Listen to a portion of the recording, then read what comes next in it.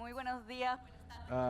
Good afternoon. Now, I am very happy to be here with you sharing my experiences. My name is Katherine Román. I am an archaeologist by trade and I work in the museum, the Sitio Julio C. Tello in Paracas, Peru. Is a place in the middle of nowhere in the desert inside a National Reserve, the Reserve of Paracas in Peru. So my presentation is entitled The Last Opportunity because the re-inauguration of this museum implied the last opportunity for many different topics, but I am only going to focus on one of those topics. But before I do that, I would like if you feel identified with the questions that I'm about to ask, please raise your hands. And please answer honestly. Who of you, how many of you have had complications to find funds for your projects? Please raise your hand. And how many of you have been in a project whether regardless of funds or not you have to put it out? Yes, there you go. Well, obviously all of us have gone through those situations. So what can we do to come out of this vicious circle? Well, I would like to describe my experience first. My experience is not a medical formula. It's not a medical prescription, so perhaps throughout the day, if you're interested, we can talk again and share experiences. But let me give you a little bit of context so you understand where I come from. This is Peru, this is Paracas, and the museum is right here. In this specific case, the museum was inaugurated in 1964. It's a strictly archaeological museum.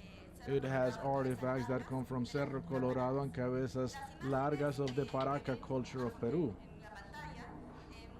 The images that you see on the screen display how the museum looked before, how displays in the museums were arranged before, and as you can see, very crowded exhibits. And the idea was to present everything we had simply to reinforce that Peru is a very extensive country in archaeological artifacts. So those who are not familiar with the Paraca culture,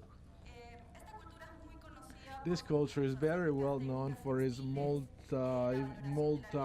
different textiles, its urns, and for the different cranium modifications and trepanations they used to practice. The thing is that in 2007 there was a big earthquake, so we had to close the museum because we had structural problems. And afterwards, the museum was demolished, and this new museum that you saw in the first images was built.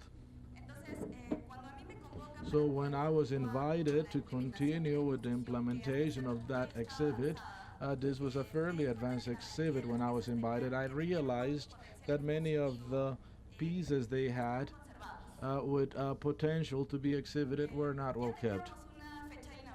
We had an opening date, and this is the situation. We could not open the museum again if the collection was not properly handled. So the next thing we did was to call a meeting, invite the most interested parties, and we were to inform them that the conditions in which we were, the schedule we had, and based on those things, we had to take a decision. And this was going to be the last opportunity to regain sense of what an archaeological museum is supposed to mean, and their meaning is supposed to preserve the knowledge of our ancestors, to learn from them and to apply them in our current times in different ways, analyzing their feasibility.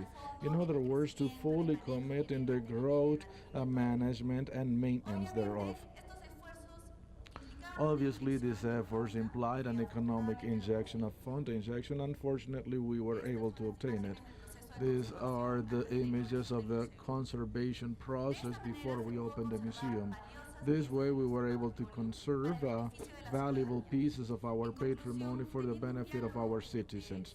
So, in other words, by having a real dialogue about the real situation with people that represented a specific positions for our project. Doing that can generate important changes.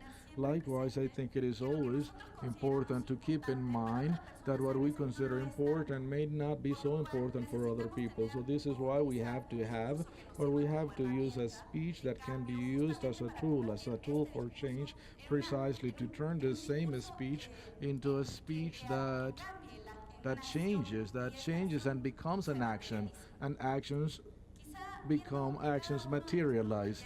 Perhaps we should look at all our projects as if this was the last opportunity of our project for its execution. Maybe if we look at our projects with that perspective, we may be able to do just that. We have been in existence since we reopened for 1 year and 4 months, and the best thing about my job is seeing people enjoy your work and take something from your museum, not only in their heads but also in their hearts. Thank you very much.